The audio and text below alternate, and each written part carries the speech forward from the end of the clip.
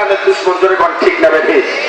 আবু সুফিয়ানের ছিল ডায়াবেটিসের রোগ, ওর মেয়ে উম্মে হাবিবাকে বলছে ভাবো আমার এই ডায়াবেটিসের মাত্রা এত বাড়াবে রেখেছে, আজকে সূর্য ডোবার আগ পর্যন্ত আমি বেঁচে থাকবো কিনা বলতে পারছি না মা, আমি গোসল করতে যাচ্ছি, শরীরের অবস্থা ভালো না, তুমি আমার জন্য একটু আটা, মোটা আটা দিয়ে আটা টুকনিতে টুকে যেটা মিহি সেইটা আমাদের পুরাটা মোটা আটা দিয়ে আমার জন্য রূপ তৈরি করো, আর জয়তুলের তেলের ব্যবস্থা করে আমি একটু স্নান করে আসি। যেমন কথা তেমন কাজ। মেয়ে আটা নিয়ে, বেলুন নিয়ে, ফিরেন নিয়ে উনুনে জেগে খামির মেরে একটা রুটি বেলেই সঙ্গে সঙ্গে উনুনের জাল জেলে রুটি এক পিঠ ছেকেছে, এক পিঠ ছেঁকা হয়ে গেছে। এমন সময় আবু সুফিয়ানের বাড়ি আর আব্দুল্লাহর বাড়ি এক ভিটা, মাঝখানে ছিল প্রাচীর, প্রাচীর অপোজিট থেকে বিশ্বনবী সাহাবাদের নিয়ে কুরআনের 10 দিচ্ছিলেন।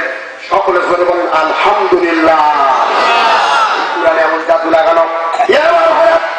বিশ্বনবী যখন কুরআনের 10 দিচ্ছিলেন, এই কুরআনের মৃদু গুঞ্জন ধ্বনি আবু সুফিয়ানের মেয়ে উম্মে হাবিবার কর্ণকুহরের মধ্যে পৌঁছে গেল। যখন কানের মধ্যে কুরআনের ললিত সুর, লোহিত সুর পৌঁছে গেল, সঙ্গে সঙ্গী কুরআনের নিশায় তেলাওয়াতে বিমোহিত হয়ে গেল।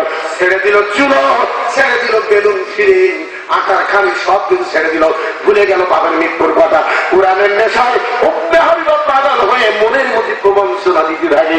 কোথা থেকে গুনগুন করে শব্দ আসে, সামনে যাই পিছনে যাই, কোথায় আসে কোথার থেকে নিরীক্ষণ করতে পারে না। আমার বন্ধুগণ বুঝতে পারলেন পাঁচিলের অপোজিট থেকে এই ললিত বাণী আমার কানের মধ্যে আসছে, আমি পাগল হয়ে গেলাম। উম্মে হাবিবা বলেন রব্বুল আলামিন কি আমারে শোনালে আল্লাহ, আমাকে কুরআনের পাগল বানায় দাও।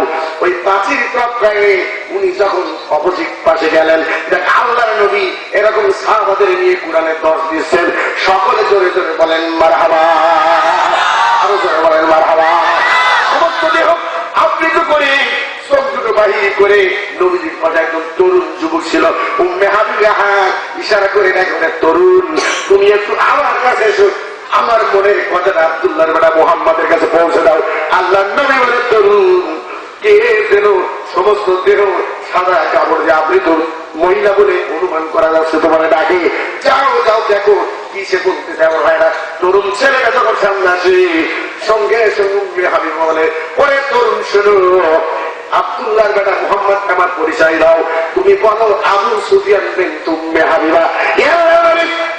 আপনি কোরআন তেলাওয়াত করতেছেন, এই কোরআন আল্লাহ এমন মধু লাগিয়ে দিয়েছে, এমন জাদু লাগিয়ে দিয়েছে, এই কোরআন শুনে আমি আমার বাপের মৃত্যুর কথা ভুলে গেলাম, রুটি শাখার কথা ভুলে গেলাম, এক পেট রুটি পুরি খাকড়া আটটা হয়েছে, আর এক পেট রুটির কথা আমার মনে নাই, আমার বাপের মৃত্যুর কথা বারবার মনে আসে, কিন্তু কোরআন যেন আমার বাপের দিকে আমার মনটা যেতে দেয় না। ও যুবক বলো, আমি উম্মে হাবিবা ইসলাম কবুল করতে চাই। সকলে জোরে জোরে বলেন মারহাবা। হুজুর বলে উম্মে হাবিবা, হুজুর বলে যুবক এ তরুণ কি বলেছে ভাই হুজুর, উনি পরিচয় দিয়েছে আমি আবু সুফিয়ান বিনত উম্মে হাবিবা। কুরআন শুনে আমি পাগল হয়ে গেলাম, আল্লাহ রাসূল কেবল আমার কলিজার মধ্যে প্রবঞ্চনা দেয়, আমি ইসলাম কবুল করতে চাই। যতক্ষণ ইসলাম কবুল না করাবে ততক্ষণ পর্যন্ত আমার কলিজার জ্বালাটা বন্ধ হয় না। সুবহানাল্লাহ। আল্লাহ নবী চিন্তিত হয়ে গেলেন যে উনি আবু সুফিয়ানের মেয়ে। রব্বুল আলামিন এই কুরআনের দাওয়াত দেওয়ার কারণে আল্লাহ এই কুরআনের বাধা দেওয়ার মধ্যে এক নম্বর দিয়ে ষড়যন্ত্র করেছে, সে উম্মে হাবিবার বাবা আবু সুফিয়ান আমার চাচা, এমনকি নম্বর বইটাকে আমাকে খুন করবার পরামর্শটাও সে দিয়েছে। আপনার মেয়েকে যদি আমি ইসলাম কবুল করাই তো আবু সুফিয়ান তো আমার কমে ছাড়বে না, কমে ছাড়বে। আরো যারা করেন আল্লাহ যে আমি খুন করার পরামর্শ দিয়েছে, তার মেয়ে আমি ইসলাম কবুল করাবো কি করাবো না। আল্লাহ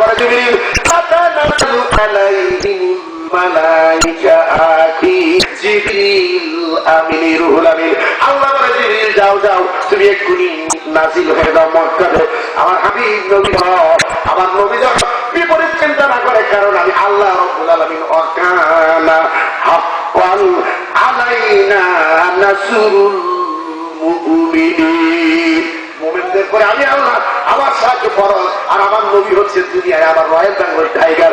আমার নবীর মৃত্যু এবং হায়াতের ফায়সালা আমি আল্লাহ আমার কুদরতি হাতে, আমার নবীর বড় কোনো পাই নাই। আবু সুফিয়ানের মেয়ে ইসলাম কবুল করানোর জন্য আমার নবীর জিবরিল তুমি বলে বা বলাতে বলো, কোনো ভয় নাই। সকলে চিৎকার দিয়ে বলেন মারহাবা। আবার ওই তরুণকে ডাক দেয়, তরুণ এদিকে এসো। আল্লাহ নবীরে বলো আমি স্ত্রী থাকতে পারে না। নবীর কাছে হুজুর স্ত্রী থাকতে পারে না, আপনি কলেমা পড়ান। জিবরিল গায়ে রাসূলুল্লাহ খাই নাই কোনো চিন্তা নেই, আপনি কলেমা পড়ান। আল্লাহ নবী প্রভু থেকে বলুন হাবিবা তুমি বলা ইলাহা ইল্লাল্লাহু মুহাম্মাদুর রাসূলুল্লাহ। আমার লাগা কলেমা পড়ার পরে পরিজার মধ্যে চালা যাত্রা বন্ধ হয়ে গেল। আবার ওই তরুণকে ডাক দিয়ে বলে, তরুণ এদিকে ইশারা করা হলো, আল্লাহ নবী বলে তোমার ডাকে যাও। এসে বলেন, ও যুবক তুমি আল্লাহ নবীরে বলো, নবী যখন আমার ইসলাম কবুল করাইছে, আমি এখন মুসলমান, আমি আর কখনো বাপের ঘরে ফিরে যেতে পারবো না।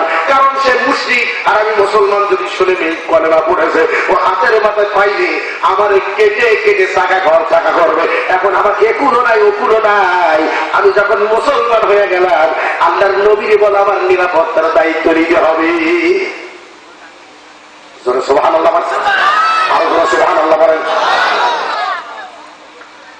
লা ইলাহা ইল্লাল্লাহ, জোরে লা ইলাহা ইল্লাল্লাহ, লা ইলাহা ইল্লাল্লাহ মুহাম্মাদুর রাসূলুল্লাহ। আমার ভাইরা হয়তো সময় আমার একটু নাপিদীর্ঘ হবে, আপনাদের সাথে নতুন যখন পরিচয় সময় হয়তো একটু লম্বা হবে, এতে কি অসুবিধা হবে?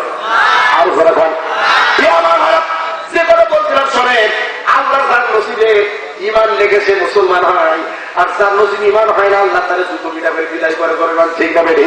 আমার ভাইরা দেখেন, মসজিদের নেই বলে ইসলাম যদি কবুল না করতাম ছিলাম ভালো, এখন ইসলাম কবুল করেছি, বাপের খানে খবর গেছে, বাপের ভিটে তো জীবন আর ফিরে যেতে পারবো না। এখন আমার উপায় কি? যুবক তুমি বলো আল্লাহ নবী আমার নিরাপত্তার ব্যবস্থা করতে হবে, কারণ আমি নব মুসলিম। সকলে জোরে বলেন মারহাবা। আল্লাহ নবী কথা বলে না কি করতে হবে? আল্লাহ আমার নবীর চিন্তা ভাবনাটা তুই যাও আমার নবীকে বলো ওর নিরাপত্তা নেওয়ার জন্য, ওর মুখে মুখে বলে দেখছি আমি তোমার নিরাপত্তা নেবো। আল্লাহ নবী বলে যে আমার খুন করার পরামর্শ দিল, যদি শুনে ওর বিয়ে আমি কলেমা পড়াইছি, ও নিশ্চয় আমার বিরুদ্ধে আরো পরম ষড়যন্ত্র করবে। তারপরে যদি শুনে কলেমা পড়াইছি বলো ভালো, এরপরে যদি শুনে আমার মেয়ে সে নিরাপত্তা দিতে, তাহলে আমার জন্য আর ভয়াবহ অবস্থা হবে।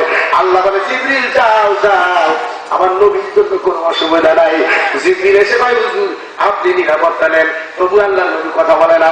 একজন নবীর সাহাবা, একজন যুবক, সে বলে ইয়া রাসূলুল্লাহ ইয়া হাবিবাল্লাহ, উম্মে হাবিবাকে আমার জানিয়ে দেন, আমার নিরাপত্তায় দেন। আমার লাঠির জোর আছে, আমার ধনের জোর আছে, আমার অর্থের জোর আছে। আবু জেহেলের কুস্তি, আমার যে কুস্তি এত বড় আমি বিদায় করে দিতে পারি হুজুর। যদি নাকি লাগালাগি হয় উম্মে হাবিবার জন্য কিন্তু আমি দেখিয়ে ছাড়বো, চিন্তার কারণ নাই। আপনি যদি নিরাপত্তা না দিতে পারেন আমার দায়িত্ব দিন। জিবরিলকে আল্লাহ পাঠাইবে, জিবরিল উম্মে হাবিবার নিরাপত্তা কেউ নিতে পারবে না, আমার নবীকে নিতে হবে। আমি আল্লাহ উম্মে হাবিবার করে খুশি। হুজুর আপনি আল্লাহ নবী বলে উম্মে হাবিবা আমি তোমার নিরাপত্তার ব্যবস্থা করলাম। আমার ভাইরা উম্মে হাবিবা আমার যুবককে ডাকতে বলে, যুবক রে আল্লাহ নবী যখন আমাকে ইসলাম কবুল করল, এত বড় দায়িত্ব দিল, তারপরে আমার পিতা যারে খুন করার পরামর্শ দিল, আমার পিতা যারে এত বড় শত্রু, সে তখন আমার নিরাপত্তার ব্যবস্থা করলো। যুবক ওই আল্লাহ নবী তুমি বলো আমি উম্মে হাবিবা নবীর পায়ের দাসী হতে চাই। সুবহানাল্লাহ বলবেন না? আরো জোরে সুবহানাল্লাহ বলবেন। ভাই হুজুর উম্মে হাবিবা আপনার পায়ের দাসী হতে চাই, জোরে সুবহানাল্লাহ। তার মানে কি? জোরে কর। আমার ভাইরা আমি গুনাহগার, হুজুরের স্ত্রীদের উম্মাতুল মুমিনিনদের জীবনে আমি দেখেছি আমার ভাইরা হুজুরের 11 জন মতান্তর 13 জন স্ত্রী ছিল, তার মধ্যে উম্মে হাবিবার জীবনে আমি দেখেছি আমার বন্ধুগণ। শোনেন আল্লাহ নবীকে যখন জিবরিল এসে বলে বিশ্ব নবী মুহাম্মদ রাসূলুল্লাহ চিন্তা করে, আমার আল্লাহ বলে নবী রে ফামান তাবিয়া হুদায়া ফালা খাউফুন আলাইহিম ওয়ালা হুম ইয়াহজানুন। যে ব্যক্তি আমার কুরআনের হেদায়েত করে নেবে, কুরআনকে আঁকড়ে ধরবে, ইহকালে তার কোনো ভয় নাই, পরকালেও তার কোনো চিন্তা এবং ভয় নাই। আল্লাহ বলে সব সময় ওয়াকানা হাক্কান আলাইনা নাসরুল মুমিনিন, আমি আল্লাহ ওই মুমিনের ইমানদারের সাহায্য করি। ফাযকুরুনি আযকুরুকুম ওয়াশকুরুলি ওয়ালা তাকফুরুন। যে আমারে ডাকতে পারে, যে আমারে ডাকতে পারে, আমি তারে হই টাকার মতো ডাকলে খোদা আমি হইতে পারি। কই জোরে সুবহানাল্লাহ বলেন। আরো সুবহানাল্লাহ বলেন। আমার আল্লাহ বলে বান্দারে আমাকে যদি ডাকার মতো ডাকতে পারি আমি তো ডাক না শুনে পারি না।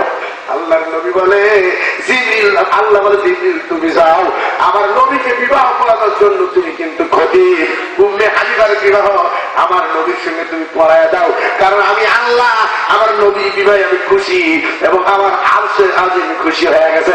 সকলে জোরে জোরে বলেন মারহাবা। আমার ভাইরা জিবরিল আমিন বিশ্ব নবীর বিবাহ করালেন উম্মে হাবিবার সাথে। আমার বন্ধুগণ কিতাবের মধ্যে প্রমাণ পাওয়া যায় আল্লাহ বলে জিবরিল যাও যাও আমার নবী বলো আমি আল্লাহ পাক নিজে কুদরতি হাত দিয়া উম্মে হাবিবা এবং আমার নবীজির বিবাহের বাসর আমি আল্লাহ স্বয়ং আরশে আজিমে সাজাইছি। আরো তোমার সুবহানাল্লাহ, সুবহানাল্লাহ। আমার বন্ধুগণ কিতাবের মধ্যে আমি দেখেছি নবীজির দুই স্ত্রীর বিবাহের বাসর স্বয়ং আল্লাহ পাক আরশে আজিমে সাজাইছে। একজন মা খাদিজাতুল কুবরা আর একজন উম্মে হাবিবা। আরেকবার জোরে জোরে বলেন আমিন। আমার ভাই দেখেন কাদিনী ইসলাম কবুল করলো, আল্লাহ নিজে হাতে বিবাহের বাসর সাজালো।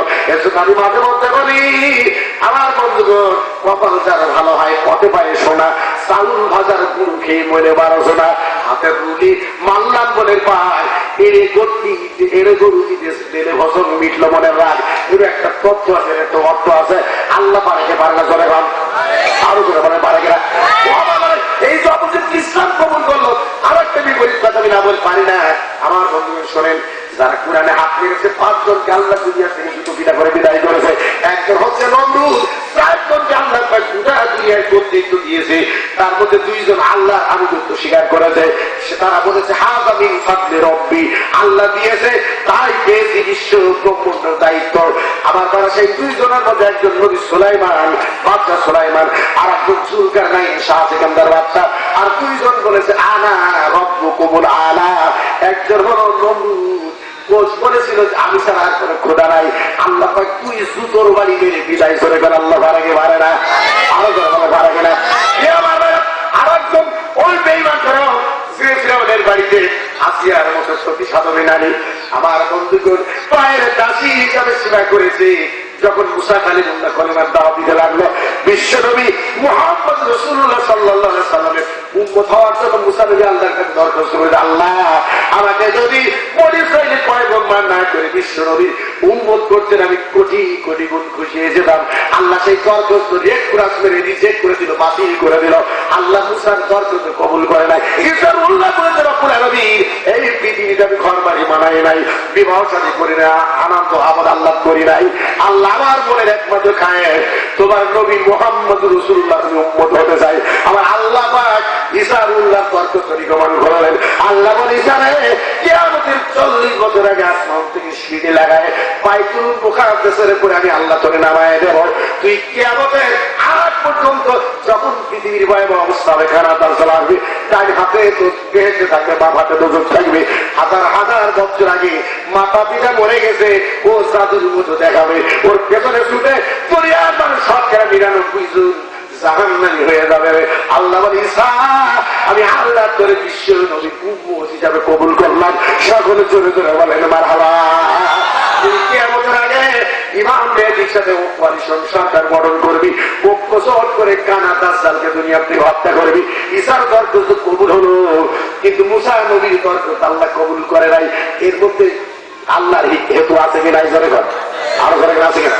আমার ভাইরা যখন আমি বলছিলাম শোনেন আসল কথা ভুলে নাই, অন্ততে মুহাম্মদ রাসূলুল্লাহর উম্মত হওয়ার জন্য যে চেষ্টা করে পারলো না, সেই মুসার উপরে যখন কলেমা পড়েছে আসিয়া আমার বারে বলেন কোরআনের রাস্তা কঠিন না সহজ, আরো করে বলেন কোরআনের রাস্তা এত কঠিন।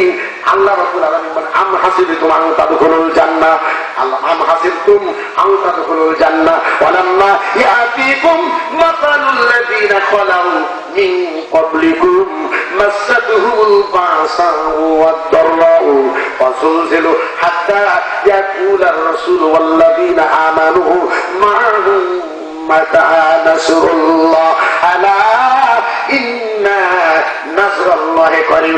আমার ভাইরা একটা কথা আমার মনে পড়ে গেল, মৃত্যু অবশ্যই আমাদের একদিন আসবে। কুল্লু নাফসিন যায়কাতুল মাউত, ম্যান ইজ মর্টাল। প্রত্যেকটা মানুষ মরবে, প্রত্যেকটা আত্মা মরবে। ঠিক না বেঠে? আরো কথা বলেন ঠিক না।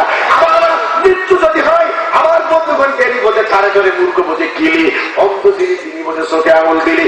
মাঝে মধ্যে আমি বলি কচুর মতো কচু হয় ফল বোঝানো সেজে, আর মানুষের মতো মানুষ হয় গল্প কথাই বোঝে। শুনতে থাকুন আল্লাহ আমার বাচ্চারা, মৃত্যু যখন তোর আসবে, কাছ থেকে যদি পড়ে মরে যাস, সে মৃত্যুকে তো জবাব দেওয়া লাগবে। রাস্তায় চলতে চলতে যদি বিশ্বরুণের চাকার তলায় পৃষ্ঠে মরে যাস, সে মৃত্যুকে তো জবাব দেওয়া লাগবে। পানিতে ডুবে যদি বান্দা তুই মরে যাস, সে মৃত্যুকে তো জবাব দেওয়া লাগবে। হঠাৎ স্ট্রোক করে যদি মরে যাস, সে মৃত্যুকে তো জবাব দেওয়া লাগবে। কেবল এক প্রকার মৃত্যুতে কোনো জবাব দেওয়া লাগবে না, সে মৃত্যু হলো শাহাদাতের মউত। সকলে জোরে জোরে বলেন মারহাবা, আরো জোরে বলেন মারহাবা। আমার বন্ধুগণ, ইকবাল রহমতুল্লাহ আলাইহি বলেছেন, জবে হাশর গম খুদা কুরসি বাবু আন্দর জবাবে ও শহীদ খুন জারে ইশক গওয়াহি ভোটের মাঠে ৭২ কেটে হবে, ৭৩টা কাতার হবে। প্রথম কাতারে যারা দাঁড়াবে, আল্লাহ ইকবাল বলে